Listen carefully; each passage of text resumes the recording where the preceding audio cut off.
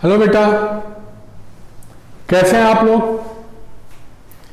हम लोग IUPAC naming की बात कर रहे थे और आईयूपीएसी नेमिंग में हम लोगों ने एल्केन, एल्कीन, एल्काइन की बात किया था, साथ साथ साइक्लिक हाइड्रोकार्बन की बात किया है। हम ये कहना चाहते हैं सब में जो फंक्शनल ग्रुप होता है वो एल्केन का ही डेरिवेटिव्स होता है। फंक्शनल ग्रुप क्या है? एल्केन का ही डेरिवेटिव्स होता है फंक्शनल ग्रुप।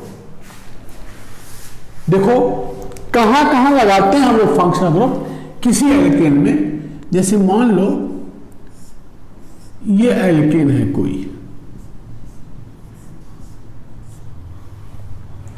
तो एल्केन में बॉन्ड कितने तरह का होता है बेटा?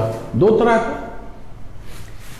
एक तो कार्बन हाइड्रोजन बॉन्ड और दूसरा होता है कार्बन कार्बन बॉन्ड।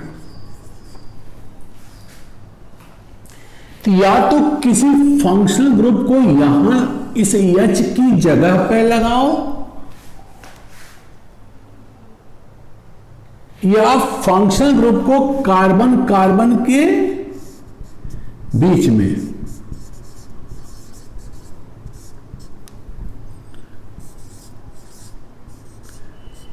तो फंक्शनल ग्रुप कहां कहां लगा सकते हो? कोई भी एटम फंक्शन ग्रुप बनाने के लिए कार्बन कार्बन के बीच में लगाओ, कोई एटम या ग्रुप, या कार्बन हाइड्रोजन के बीच में लगाओ तो functional group. For example functional group alkane का डेरिवेटिव्स, एल्केन का मतलब CnH2n+2। हमने एक ऑक्सीजन लगाया, इसमें को ऑक्सीजन को इस एल्केन में जोड़ दिया,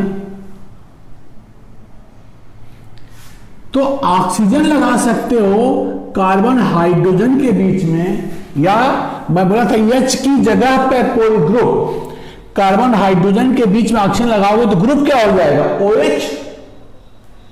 बोलो बेटा, एल्कीन का ही डेरिवेटिव है कोई फंक्शन ग्रुप।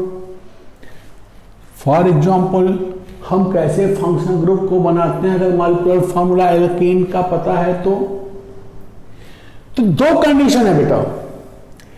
अगर एल्केन ये है तो एल्केन में दो तरह के बॉन्ड है, कार्बन हाइड्रोजन और कार्बन कार्बन।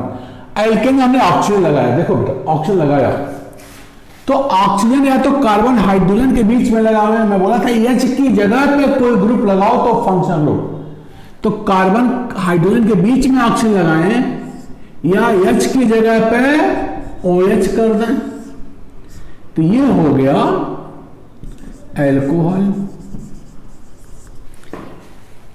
कार्बन कार्बन के बीच में ऑक्सीजन लगा हुआ है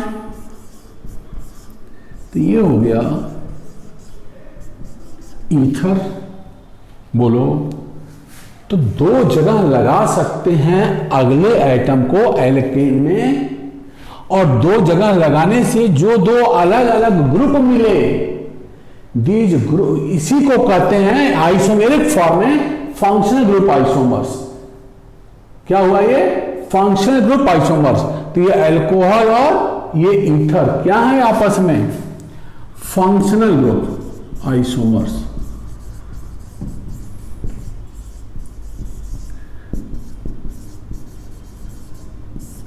अगर सेम मॉलिक्यूलर फॉर्मूला है, किसी एक को अगर कंपेयर करें, मॉलिक्यूलर फार्मूला वेरी कर रहा है तो वो आइसोमर होगा ही नहीं, तो आइसोमर होगा ही नहीं अगर मॉलिक्यूलर फार्मूला वेरी कर रहा है तो। लेकिन मॉलिक्यूलर फार्मूला किसी एक सीरीज का वेरी कर रहा है तो वो क्या बनाता है? बताया गया था आपको, होमोलॉगस सीरीज बनाता है। किसी सीरीज का मॉलिक्यूलर फार्मूला वेरी कर रहा है तो क्या बनाता है? Homologous series. अब जैसे इसी एल्केन में हम लॉन्गेस्ट कार्बन आइटम, जैसे यहां 2 है, 3 कार्बन, मतलब एक कार्बन कंटेनिंग ग्रुप को लगाना सोचें, तो सपोज करो कार्बन कंटेनिंग ग्रुप लगाया, तो ये मान लो CO हो गया, कार्बोनिल कंपाउंड। CO कौन सा ग्रुप होता है? C double bond O, carbonyl group. बोलो बेटा।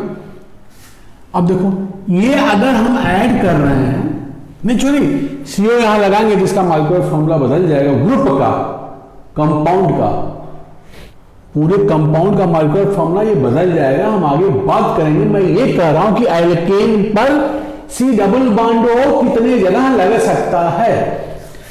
अगेन 2 ही जगह लगेगा, या तो यहां लगेगा, या तो कार्बन कार्बन के बीच में, या कार्बन हाइड्रोजन के बीच में। कार्बन कार्बन के बीच में C डबल बॉन्ड O लगेगा तो एल्डिहाइड आएगा। अगर कार्बन हाइड्रोजन के बीच में लगा तो एल्डिहाइड। देखो यहां कार्बन कार्बन के बीच में C डबल बॉन्ड O लगा तो कौन सा ग्रुप आया? कीटोन। अगेन ये दोनों में with in given molecular formula एक दूसरे के आइसोमर होंगे। मैं ये कह रहा हूं कि जितने भी फंक्शनल ग्रुप हम लोग पढ़ेंगे, बनेंगे, बनाएंगे, वो सब क्या हैं? एल्केन के ही डेरिवेटिव्स होते हैं। तो जितने फंक्शनल ग्रुप बनेंगे उनकी सीक्वेंस क्या है, किस ऑर्डर में हम प्रायोरिटी, मेन फंक्शनल ग्रुप के ऑर्डर्स क्या डिटरमिन करने के, हम वो इंफॉर्मेशन आपको देंगे। जैसे मान लो ये ग्रुप है और एज ए प्रीफिक्स अगर हो तो इसको कैसे लिखेंगे? सीक्वेंस है ये बेटा।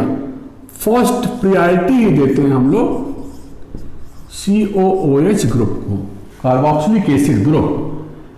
सबसे फर्स्ट नंबर जहां कार्बोक्सिलिक एसिड ग्रुप होगा, लॉन्गेस्ट चेन में ये included carbon containing group include होता है, तो ये पहला कार्बन, फिर बाकी दूसरा, तीसरा, चौथा ऐसे होता चला जाएगा। एज ए सब्स्टिट्यूएंट इसको लिखते हैं कार्बोक्सी। एज ए सब्स्टिट्यूएंट्स क्या लिखते हैं इसको? कार्बोक्सी। पहला सीक्वेंस। दूसरा सीक्वेंस में सल्फोनिक एसिड ग्रुप आता है बेटा। सल्फोनिक एसिड ये क्या है? Carboxylic acid, sulphonic acid. Sequence में प्रीफिक्स सल्फो। तीसरा अगर हम प्रायोरिटी, ये ग्रुप अगर है ये बेटा, कहां ये कहां लगेगी? देखो कार्बन कार्बन है, हम H की जगह पर लगा रहे हैं ऐसे ग्रुप, तो कार्बोक्सिलिक एसिड फिर सल्फोनिक एसिड। सीक्वेंस यही है बेटा। अगर रहेगा तो इनकी नंबरिंग पहले देखेंगे कि सबसे कम, ये तो टर्मिनल है, नेचुरली सबसे कम फर्स्ट पोजीशन पर। Sulphonic acid group carbon containing नहीं है, तो ये किसी और कार्बन का भी हो सकता है, एल्केन 2 सल्फोनिक एसिड भी हो सकता है। But carboxylic acid alkane 2 carboxylic acid नहीं होगा, ये हमेशा एल्केन फर्स्ट पे ही रहेगा, फर्स्ट कार्बन पे ही रहेगा। खैर बात करेंगे। तीसरा ये एनहाइड्राइड ग्रुप है बेटा। ये बेटा ये यहां इंडिंग है, कुछ खुला नहीं है, ये H लगा दिया, H लगा दिया। अगर H नहीं लगाया, ये देखो खुला हुआ है, 2 बॉन्ड खुला हुआ है। ऐसे ग्रुप हमेशा कार्बन कार्बन के बीच में होते हैं, तो एनहाइड्राइड कहां रखेंगे? कार्बन कार्बन के बीच में रखेंगे, तब एनहाइड्राइड की ग्रुप मिलेगा। ये टर्मिनल कभी हो ही नहीं सकता। बट कार्बोक्सिलिक एसिड और सल्फोनिक एसिड ये हमेशा टर्मिनल पोजीशन पे ही रहते हैं। तो ये एज ए सब्स्टिट्यूएंट्स इनका कोई नाम नहीं है। Fourth Easter, COO group Easter है ये। यहां एक R लगा देते हैं एज ए ग्रुप। तो अब देखा जाए, ये R तो कार्बन है ना, R क्या है? ये ईस्टर है तो कार्बन है, ईस्टर नहीं होता तो क्या होता, हाइड्रोजन होता तो एसिड हो जाता। तो अगर ये कार्बन है तो यहां भी कोई कार्बन है तो ये ग्रुप भी कहां आते हैं, कार्बन कार्बन के बीच में। COO अगर ईस्टर बनाना है तो कहां आएगा ईस्टर ग्रुप, कहां रखोगे, कार्बन कार्बन के बीच में। एक वैलेंसी इस कार्बन से सेटिस्फाई होगी और ये वाला वैलेंसी इस कार्बन से सेटिस्फाई हुई है, बीच में रहेगा। तो ये ग्रुप एज ए ईस्टर, इसका नाम देते हैं एल्कॉक्सी कार्बोनिल। अगर ईस्टर है तो प्रीफिक्स ये होगा, ये किसकी तुलना में ये प्रीफिक्स है, अगर ये सब हैं तब ये प्रीफिक्स है। तो एक प्रायोरिटी का मैं ऑर्डर बता रहा हूं। आगे 5th, इसी तरह से ग्रुप Cl आएगा 5वें नंबर पर प्रायोरिटी वाइज। अगर वो सब नहीं है और ये है तो ये पहला हो जाएगा, बाकी ऊपर वाले ग्रुप अगर नहीं है तो। अगेन ये टर्मिनल है, माने इसकी जगह पे आएगा, हाइड्रोजन की जगह पे ये ग्रुप लगाएंगे, ये टर्मिनल पे आएगा और एज ए प्रीफिक्स इसका नाम होगा क्लोरो या hello carbonyl. 6 again CONH2। Again देखो कार्बन नहीं सोच सकते, अगेन टर्मिनल है तो ये भी यहीं आएगा, H की जगह पे ये ग्रुप आएगा तो इसका नाम हो जाएगा as a prefix carbamoyl. Prefix के रूप में ये हम प्रीफिक्स और ग्रुप की प्रायोरिटी की बात कर रहे हैं। जब हम इनका डिस्कशन करेंगे, समझाएंगे तो अपने आप पता चलेगा कि अगर इसके साथ ये है तो कार्बेमोइल, एसिड के साथ ये है तो क्लोरोकार्बोनिल, खाली ये होता तो वो जब डिस्कस होगा तो बताया जाएगा। एज ए सब्स्टिट्यूएंट अगर ये है तो क्या लिखो, कि मैं हम प्रायोरिटी वाइज कर रहे हैं। ऊपर वाला ग्रुप कार्बोक्सिलिक एसिड के बाद जो भी रहेगा किस रूप में लिखेंगे, अगर यही प्रायोरिटी वाइज इसके नीचे वाला होगा तो किस रूप में लिखेंगे। तो ये सब हम लोग आगे करते चले जाएंगे। पहले ग्रुप और उसका प्रीफिक्स हम लोग, अदरवाइज अगर वैसे बताऊं तो ये कार्बोनिल क्लोराइड होगा, ये कार्बोक्सिमाइड होगा एज ए सफिक्स। तब वो कार्बोक्सिमाइड, प्रीफिक्स है कार्बेमोइल। तो सफिक्स की हम बात ही नहीं कर रहे हैं, सफिक्स की हम नॉट डिस्कसिंग, यही याद कर लो। कल को कहोगे कि पता नहीं क्या बता रहे हैं। एज ए प्रीफिक्स इसको क्या लिखेंगे, अगर ये ग्रुप है तो इसको इसके साथ ये, तब ये नाम, खाली यही है प्रायोरिटी वाइज में सबसे ऊपर 5वें नंबर के अलावा, इसके छठे के अलावा 5वां, चौथा, तीसरा ग्रुप नहीं है इसमें, यही है, तब ये प्रीफिक्स नहीं हुआ, तब ये एज ए सफिक्स लिखेंगे। वो क्या लिखेंगे हम लोग बात करेंगे। Then 7 CN prefix cyano.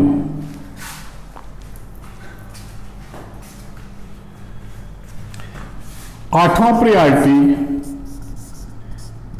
NC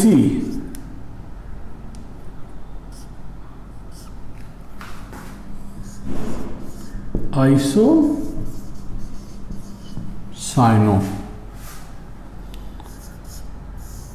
9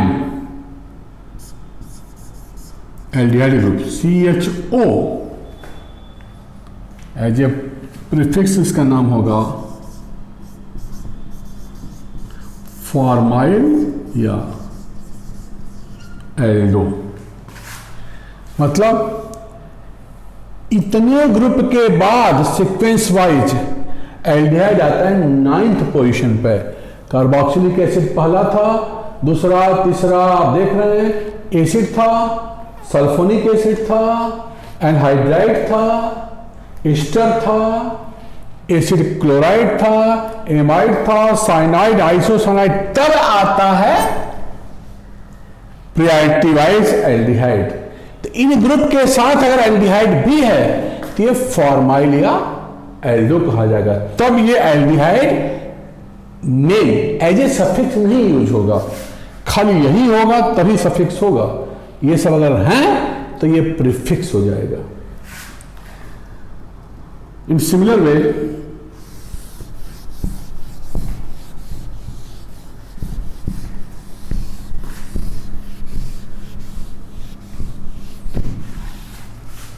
tenth,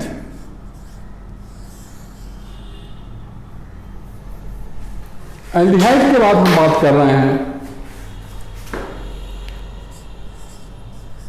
OH, alcohol group. ये प्रीफिक्स हाइड्रोक्सी, ये याद करेंगे जब हम IUPAC करेंगे तो आसान हो जाएगी कि हमने क्या कहा है। अगर एल्डिहाइड और OH दोनों हो तो एल्डिहाइड तो मेन हो गया है और ये क्या हो गया हाइड्रोक्सी। एल्डिहाइड को एज ए मेन क्या लिखेंगे वो नाम यहां नहीं बता रहे हैं। एज ए प्रीफिक्स इन ग्रुप्स को क्या कहेंगे मैं वो नाम बता रहा हूं। Here again SH mercapto, then SH NH2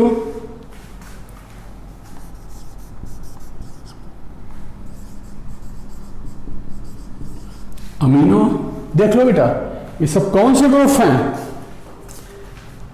alkene के H की जगह पर ये ग्रुप लगाए जा रहे हैं।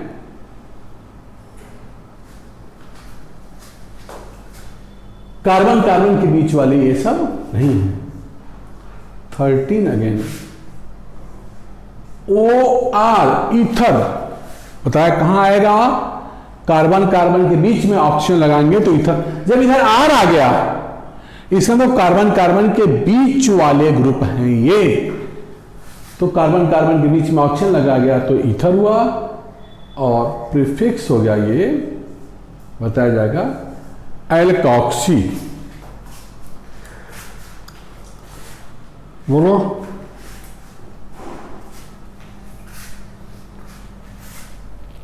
देन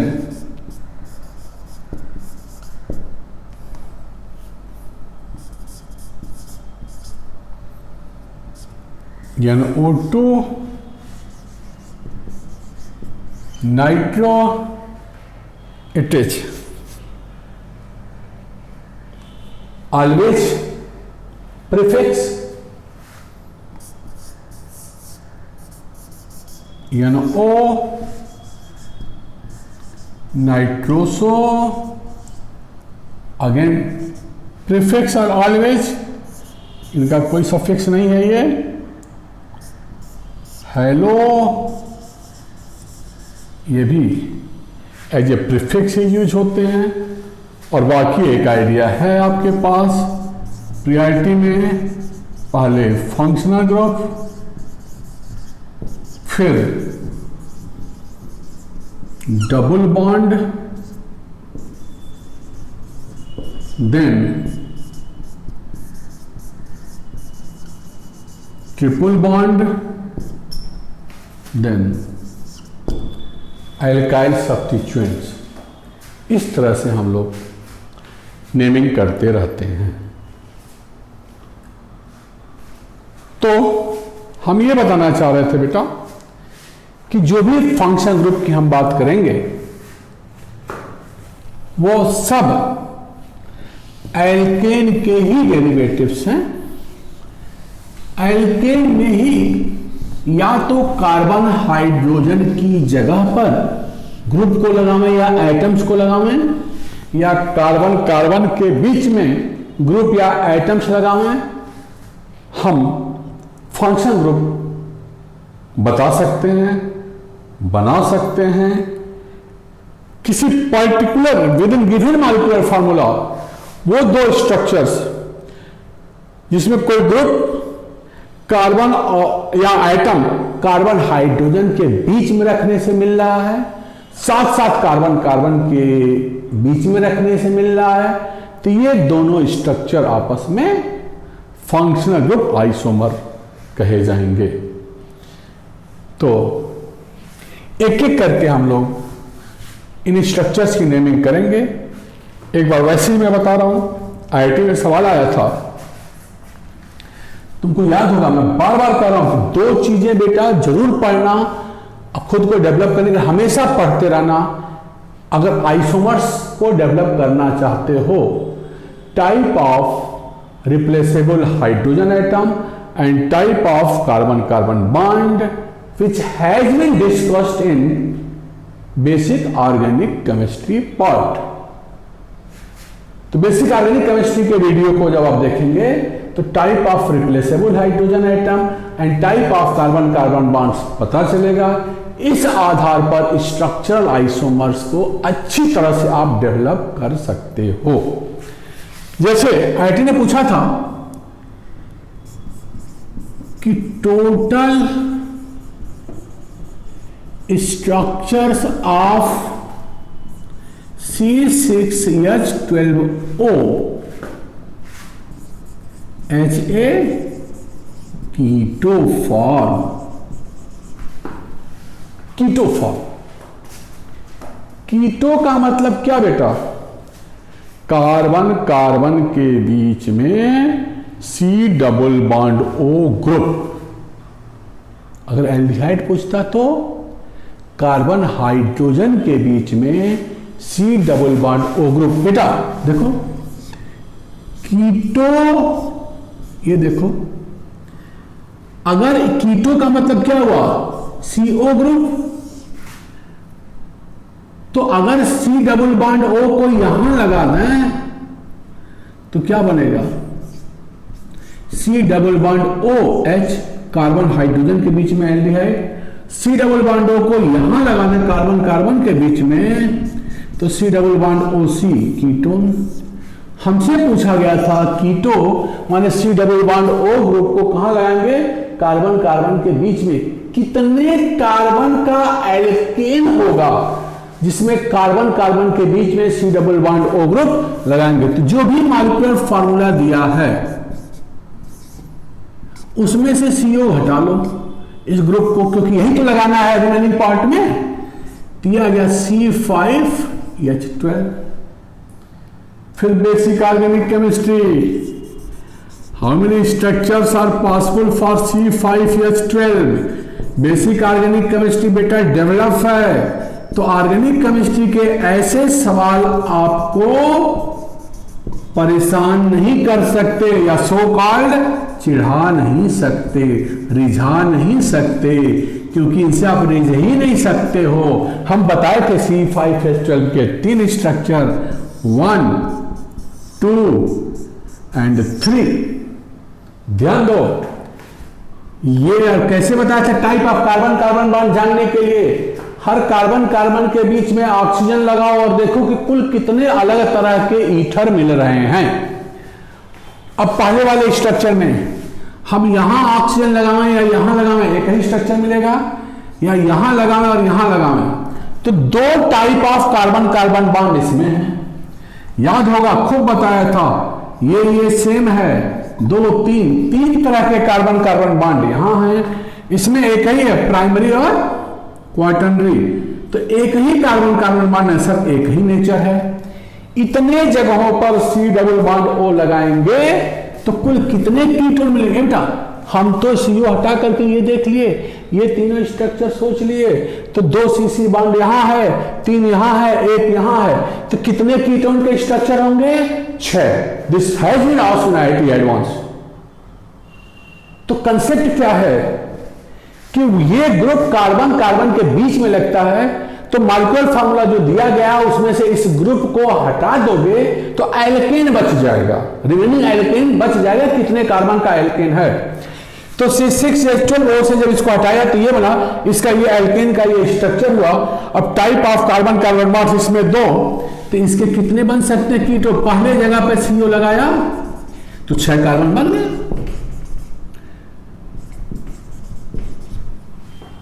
यहां लगाया दूसरे जगह पे लगाया,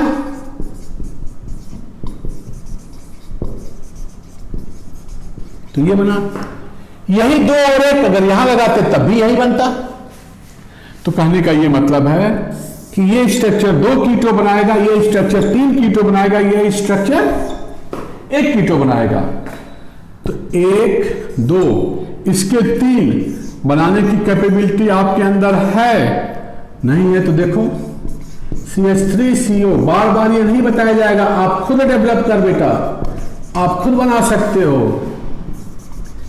अगर हम बोल दिए ऐसे है तो आप बेसिक में पढ़ो कि कैसे कैसे बनेगा। 2